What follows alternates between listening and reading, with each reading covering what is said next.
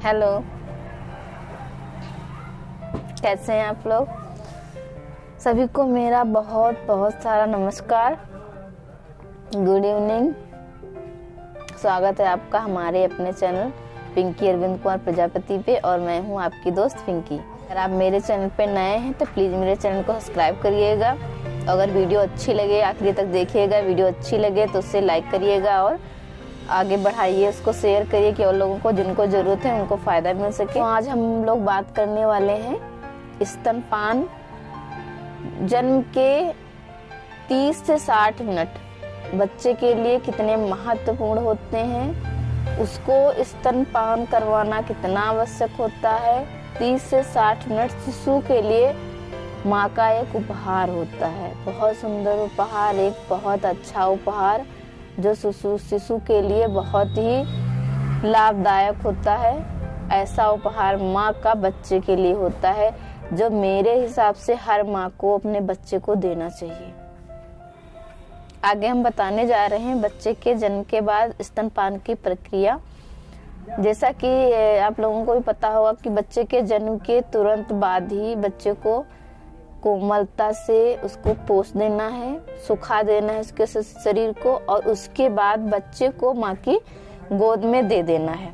माँ बच्चे को गोद में ले ले और बच्चे को कुछ भी कपड़ा ना पहनाए, उसको नग्न ही रखना है और माँ बच्चे को अपना स्तनपान करवाए। वैसे ही तो ये ऐसे होता है ना कि जब बच्चा इस अवस्था में माँ से स्तनपान करता है तो माँ और बच्चे में एक भावनात्मक संबंध बनता है, और भावनात्मक संबंध बनता है उसके साथ साथ बच्चे को माँ से गर्मी मिलती है और उसे मातृत्व का भी एहसास होता है। स्तनपान जितना जल्दी शुरू किया जाएगा उतनी जल्दी उस बच्चे को कोलेस्ट्रम मिलेगा, क्योंकि बच्चे को कोलेस्ट्रम पिलाना बहुत ही जरूरी है जो बच्चे को संक्रमण से बचाता है। इसलिए कोलेस्ट्रम को एक प्राकृतिक टीका भी बोला जाता है। स्तनपान जितना जल्दी शुरू किया जाता है माँ को उतना ही ज्यादा फायदा होता है, क्योंकि प्रसव के बाद जो रक्तस्राव होता है तो उसमें कमी आती है। और उस कंडीशन में जैसे कि माँ का सिजेरियन हुआ है, उस कंडीशन में भी माँ 3-4 घंटे बाद बच्चे को स्तनपान करवा सकती है। बस ये है कि नर्स या फिर घर का फैमिली का कोई मेंबर माँ को सहयोग कर सकता है स्तनपान करवाने में। स्तनपान की जो प्रक्रिया होती है उसमें हार्मोन्स का बहुत बड़ा काम होता है। जैसे कि जो प्रोलैक्टिक हार्मोन्स होता है वो बच्चा जैसे ही माँ के स्तन से अपना मुंह लगाता है वैसे ही प्रोलैक्टिक हार्मोन्स माँ को संकेत करता है, यहाँ से यहाँ को संकेत जाता है कि बच्चा दूध पीने के लिए तैयार है। तो वैसे ही ऑक्सीटोसिन जो हार्मोन्स होता है वो रिलीज होना शुरू हो जाता है और माँ को स्तन से दूध निकलना शुरू हो जाता है। तो ये प्रक्रिया होती है स्तनपान की।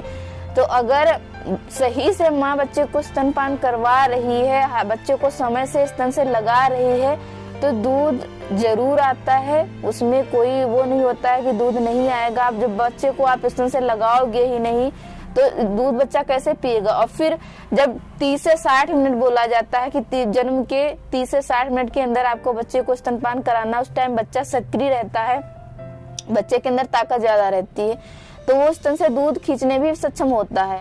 बहुत लोगों का कहना होता है कि इतनी जल्दी कैसे दूध आने लगेगा माँ को। तो जब माँ बच्चे को स्तन से लगाएगी, आपने देखा होगा कि बच्चा जब भी गाय या भैंस बच्चा देती है तो हम जब तक उस बच्चे को उस माँ तक नहीं लेकर जाएंगे तो माँ दूध कैसे उसको देगी। जब भी बछड़ा या जो भैंस का बच्चा होता है वो माँ के जैसे ही जाता है, अपने माँ से दूध खींचना जैसे ही शुरू करता है, जैसे स्तन से उसका मुंह लगता है, देखो कि दूध निकलना शुरू हो जाता है। और जब भी हम गाय या भैंस लगाने जाते हैं तो पहले बछड़े को छोड़ते हैं कि बछड़ा जाके माँ का दूध पहले पिए, उसके बाद हम दूध निकालेंगे। तो मतलब यही है कि जब आप बच्चा माँ के पास जाएगा, स्तनपान शुरू करेगा, तो माँ को दूध ऑटोमेटिक आना शुरू हो जाएगा, क्योंकि जो हार्मोन्स होते हैं, हार्मोन जो होते हैं वो रिलीज होना शुरू हो जाते हैं जैसे ही माँ बच्चे को स्तन से लगाती है। क्योंकि जब बच्चा दूध खींचना शुरू करता है वैसे ही ऑक्सीटोसिन जो होता है, जो हार्मोन्स ऑक्सीटोसिन होता है, वो अपना काम करना शुरू कर देता है। फिर यही होता है कि बच्चे को जन्म से जितना जितना लंबा समय होता चला जाएगा उतनी जल्दी बच्चा फिर स्तन से दूध खींचने में सक्षम नहीं हो पाता है, नहीं खींच पाता है। फिर यही होता है कि गाय का दूध पिलाओ, भैंस का दूध पिलाओ, बकरी का दूध पिलाओ, यही हो जाता है। और ये सब पिलाने के बाद फिर बच्चे को कहीं गैस बन रही, कहीं पट्टी कर रहा, कहीं पे कोई संक्रमण लग गया, कहीं तो उसको दस्त लग गया, कहीं तो कुछ बहुत सारी बीमारियां हो जाती हैं इससे, और संक्रमण का यही खतरा बढ़ जाता है। एक बीमारी लगती है उससे 100 बीमारियां हो जाती हैं। तो इसलिए स्तनपान कराने का एक जो प्रक्रिया होती है उसका अगर अच्छे से प्रयोग किया जाए तो माँ और बच्चे में एक भावनात्मक संबंध भी बना रहता है, और माँ अच्छे से स्तनपान भी करवा सकती है, और बच्चा और माँ दोनों स्वस्थ रहते हैं। और स्तनपान कराने से ऐसा नहीं होता है कि सिर्फ बच्चे को फायदा है, स्तनपान कराने से माँ को भी फायदा है और बच्चे को भी फायदा होता है, दोनों को फायदा होता है। कभी कभी ऐसा होता है कि हम बर्तन धोने जा रहे हैं और बच्चा रो रहा है, बहुत ज्यादा रो रहा है, तो सासू माँ या देवर या ननद कोई कहता है अरे बच्चे को दूध पिला दो उसके बाद बर्तन धो लो, लेकिन उनको टेंशन है कि मुझे बर्तन धोने हैं। और दादी को टेंशन मेरा पोता रो रहा है, पोती रो रही है, उसको दूध नहीं पिला रही है। तो उस टाइम ये कंडीशन आ जाती है कि फिर सासू माँ की बात माननी पड़ती है और जाके स्तनपान करवाना पड़ता है। लेकिन दिमाग फ्री नहीं है, दिमाग हमारा है बर्तन धोने में। अभी तो बर्तन भी धोने हैं, अभी ये भी काम करना है, अभी तो बहुत सारा काम करना है, बच्चे को स्तन से लगाए हैं, अभी तो ये भी काम करना है, अभी वो काम पड़ा है, अभी कपड़े धुलने हैं, बर्तन धोने के बाद फिर झाड़ू भी लगानी है, पोछा भी लगाना है, और ये काम करना, वो काम, 50 बातें दिमाग में आ रही हैं। जब 50 बातें दिमाग में आ रही हैं तो बच्चे पे ध्यान नहीं है कि बच्चा स्तनपान कर रहा है या फिर वो सिर्फ उसका मुंह स्तन से लगा हुआ है, बच्चे की टांग किधर जा रही है, उसका हाथ किधर जा रहा है, कुछ मतलब नहीं है। दिमाग कहाँ है? वो बर्तन धोने में। तो बर्तन भी हमें धोना है, हमें काम भी करना है, और हमें बच्चे को स्तनपान भी कराना है, उसके पोषण पे भी ध्यान देना है, और अपने खाने पीने का भी ध्यान रखना है, फैमिली भी देखना है। तो ये हमारे ऊपर निर्भर करता है कि हम इन सब कामों को कैसे एडजस्ट करते हैं, कैसे कर पाते हैं, ये सब हमारे ऊपर डिपेंड करता है। इसलिए हमको एक शेड्यूल बनाना है कि जैसे हम 7 बजे सो के उठते हैं तो हमें 5 बजे सो के उठना है। हम अपने काम को कैसे कर पाते हैं बच्चे को ध्यान में रखते हुए। हमें ये नहीं सोचना है कि मतलब हम बिल्कुल फ्री हैं, बच्चा नहीं हमारे पास है। जब बच्चा नहीं था तब हम उस हिसाब से रहते थे, अब बच्चा है तो हमको उस हिसाब से रहना है। इसलिए काम और बच्चे दोनों को मैनेज करना, फैमिली को भी मैनेज करना है, दोनों में सामंजस्य भी बनाकर रखना है। इसलिए फैमिली भी खुश रहे और बच्चा भी खुश रहे। इसलिए जरूरी है कि आप जब भी स्तनपान करवाने बैठो तो आप काम जो आपको करना है तो आप थोड़ी देर बाद करोगे ही करोगे, वो तो आपको करना है करना, लेकिन स्तनपान कराने के समय आप दिमाग को बिल्कुल फ्री रखो, बिल्कुल फ्री रखो कि सासू माँ क्या कहेंगी। और अगर सासू माँ कहीं बाहर जाती हैं, जो बैठकें होती हैं महिलाओं के लिए, गर्भवती महिलाओं की, धात्री महिलाओं की, वहाँ पे बताया जाता है, जब प्रेग्नेंट वोमेन होती, लैक्टेक वोमेन होती हैं, उनको बताया जाता है कि कैसे स्तनपान कराना है या कैसे प्रेग्नेंट वोमेन को खाना पीना अपना ध्यान रखना है।